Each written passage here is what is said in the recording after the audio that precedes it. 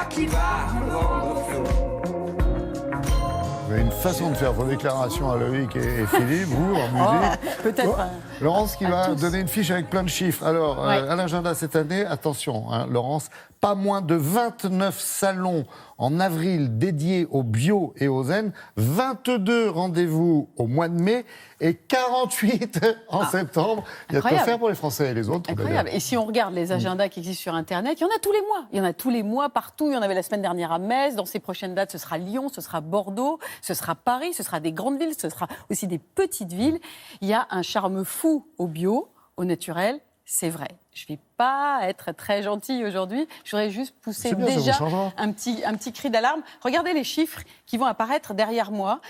C'est une jeune femme qui est experte en tendance des cosmétiques et des ventes de produits cosmétiques et qui annonce et qui voit que s'annonce la formidable croissance des ventes de produits bio-cosmétiques, plus 43%. Ouais. Dans un marché qu'on considère comme étant atone, voire négatif, moins 0,2% pour les produits dits conventionnels.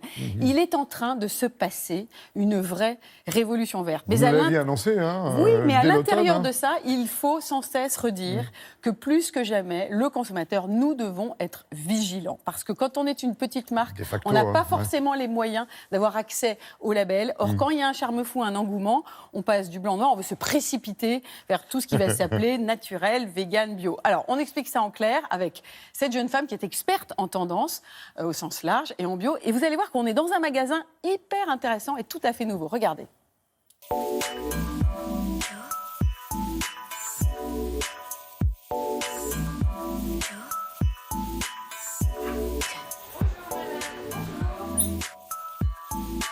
On propose des produits d'entretien et des cosmétiques sans emballage, donc nus.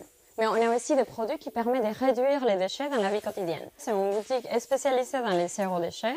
Donc on a mis au point des machines qui permettent aux consommateurs de se servir rapidement des produits liquides en vrac. Il va prendre une carte. Ces cartes permettent de badger la machine et de l'utiliser. Et pendant que les clients se servent, il va voir aussi les prix affichés qui défilent en même temps qu'ils se servent. Et ça, pour nous, c'était très, très important de pouvoir donner cette transparence dans les vracs aux consommateurs. Il y a une demande de transparence qui sera sans limite, où l'on voudra tout savoir, depuis où l'ingrédient a été sourcé, jusqu'au mode de transport, jusqu'au packaging. Parce que les tendances les plus fortes et les plus montantes, c'est le zéro déchet et c'est le zéro plastique. Et il y a vraiment une demande de sens et d'engagement de la part des marques qui est demandée par les consommateurs. Le naturel dans l'absolu ne veut pas dire grand-chose. Là encore, la démarche, c'est vraiment de bien regarder. Parce que vous avez de plus en plus d'allégations de marques qui arrivent en disant 85% de la formule est naturelle. Mais si dans les 15% restants, vous avez du phénoxyéthanol ou d'autres composants suspects, en fait, ça vous ruine votre formule. Alors, vegan, on le voit, mais partout. Donc, c'est vrai qu'il commence à y avoir une usure des consommateurs où ça le rend suspect, alors qu'il n'y a pas de certification derrière. Il n'y a que 1 ou 2 organismes qui vraiment ont une charte et un label. Pour le reste, la marque elle-même peut décréter son produit vegan. Ce qui fait que parfois, il y a de l'abus et en fait, il peut rester de la cire d'abeille dedans. C'est les consommateurs qui s'en rendent compte.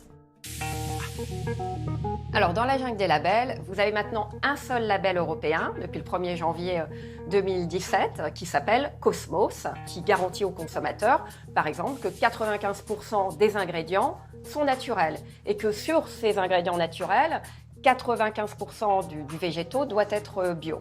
Ça a un coût qui peut être plus ou moins élevé avec des adhésions à renouveler chaque année. C'est pour cela que des jeunes marques qui se lancent n'ont pas forcément le budget tout de suite pour la certification et d'elles-mêmes, elles vont créer une charte qui peut être parfois aussi stricte qu'un label, où elles vont vous mettre très clairement sur leur site tous les ingrédients controversés, suspectés, voilà, et tout ce qu'il y a, tout le bénéfice de la formule. Alors, avoir un label bio, ça vous tranquillise, c'est une garantie. Ne pas avoir de label, c'est à vous de vous renseigner, d'aller regarder ce que raconte la marque. Et ça, c'est nouveau comme démarche. Et donc, tout est dit, non ? Exactement. Et à redire. C'est qu'on ne passe pas de blanc à noir. Il y a en ce moment, dans des salles de bain, des jeunes femmes qui sont sous le charme du bio, du naturel, qui font jeter complètement à leur mère de famille les produits dits conventionnels. L'affaire n'est pas si simple.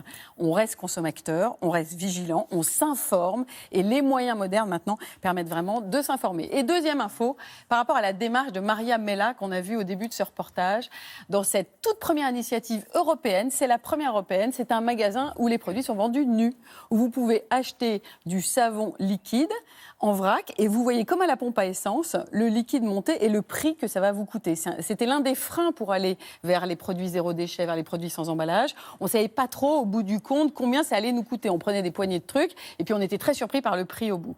Cette facilité d'achat va contribuer à créer cette révolution verte, cet achat beaucoup plus conscient des produits cosmétiques.